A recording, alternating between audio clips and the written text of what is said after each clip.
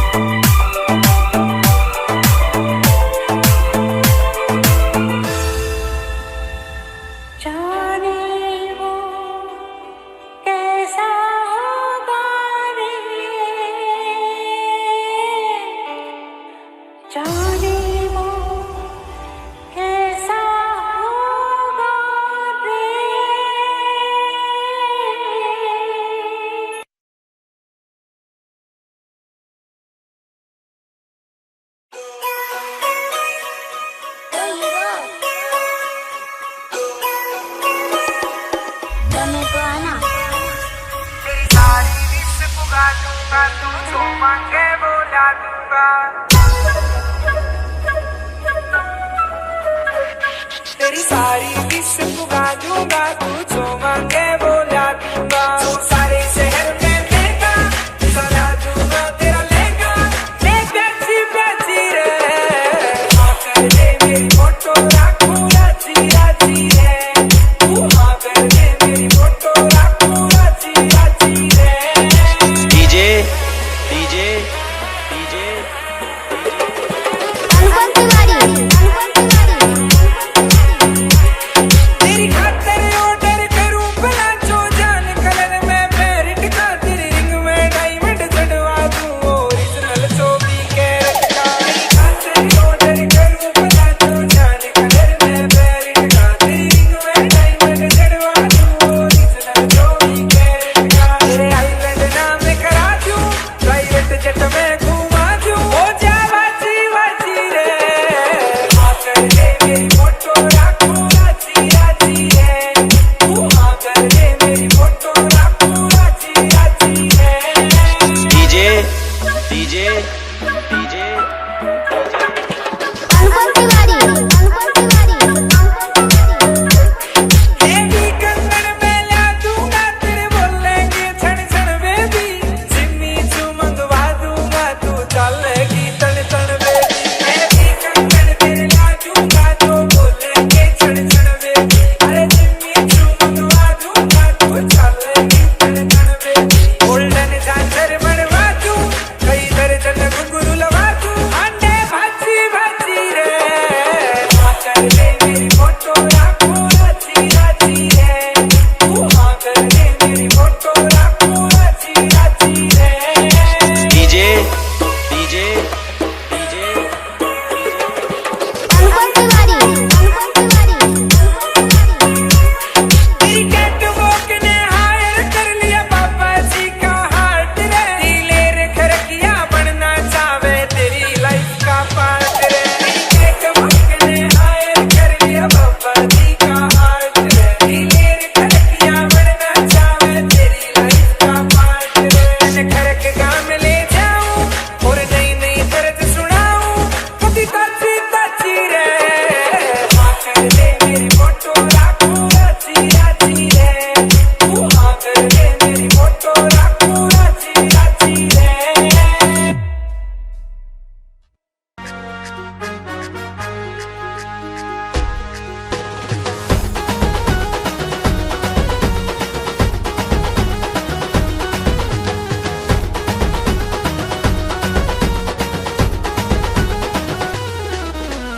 आंखों में जिसके समता की ज्वाला, वो था मसीहा अम्बेडकर। अंदाज जिसका सबसे निराला, वो था मसीहा अम्बेडकर।